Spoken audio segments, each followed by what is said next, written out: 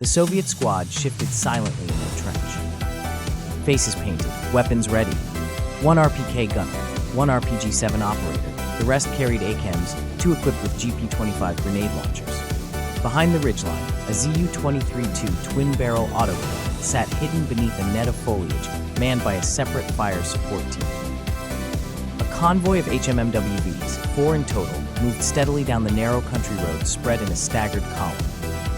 The American paratroopers were likely from the 2nd Battalion, 325th Airborne Infantry Regiment, armed and alert but blind to the danger lying just meters away.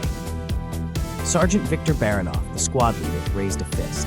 His eyes locked with the RPG gunner, who nodded, loaded a PG-7V warhead and settled the launcher onto its log rest. The lead Humvee rolled past. Oh God! The trench recoiled from the shockwave as the RPG tore through the air, trailing smoke. It struck the lead vehicle square in the grille.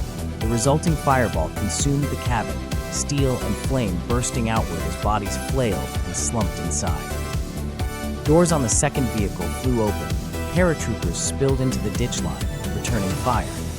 The turret-mounted M2 Browning swung toward the trench and barked thunder. 50 caliber rounds tore the frozen soil and struck a Soviet rifleman in the chest.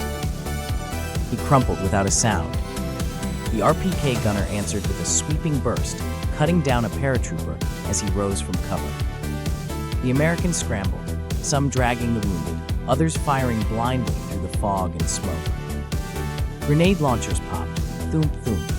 Two 40mm VOG-25s arced out and exploded behind the third vehicle. Shrapnel tore through brush and gear. Screams cut through the crack of gunfire. Then came the ZU-23-2. Its twin barrels roared like a thunder god. High-velocity shells shredded the Humvee's thin armor, tearing through steel and flesh alike. The 50 cal turret stopped spinning. Its gunner slumped over the mount. But the Americans weren't beat. One trooper fired an M72 Law. The rocket screamed toward the Soviet position, but detonated prematurely against a tree. Showers of bark and shrapnel rained over both lines. Two Soviets vaulted from the trench and sprinted across the road, AKMs firing from the hip. They flanked the last Humvee as its driver reversed in panic. A GP-25 grenade landed on the hood. The explosion rocked the frame. The engine coughed smoke. Within 3 minutes, it was over. Flames licked at the wreckage. Platoon Bravo, ambush successful. Convoy destroyed, 2 prisoners, road secure.